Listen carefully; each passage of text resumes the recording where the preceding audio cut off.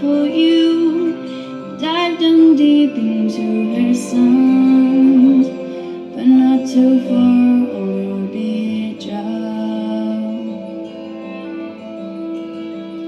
Yeah, she always seemed to us all here, and in her song, oh magic flow. But can you bring what you must fear? Can you face what the river knows?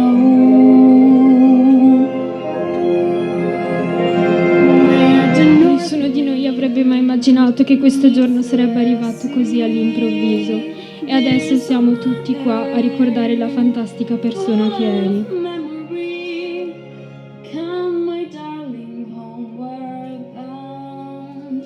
When all is lost, then all is found.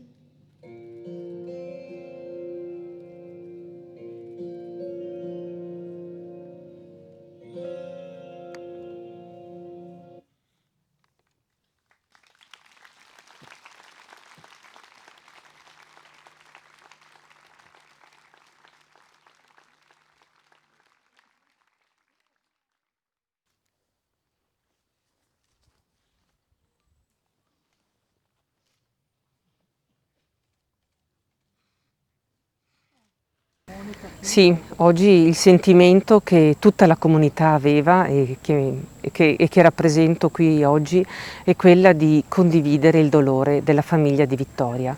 Tutti mi dicono davvero, Sindaco, potessimo farci carico anche noi del dolore della loro famiglia, se potessimo anche noi, e vorremmo farlo, portare insieme la croce che questa famiglia avrà. È stato sicuramente difficile per tutta la nostra comunità e, come avrà già detto anche il sindaco, che è una cosa che ci ha sconvolto.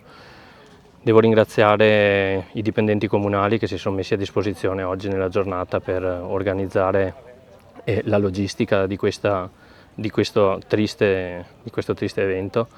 Devo ringraziare i ragazzi volontari della parrocchia che sono qui presenti, che hanno fatto servizio per tutte le normative Covid e non solo, i ragazzi, i giovani di Crespignaga, delle altre parrocchie, e quindi un grazie a tutti che in 2 giorni si sono messi a disposizione per organizzare questo.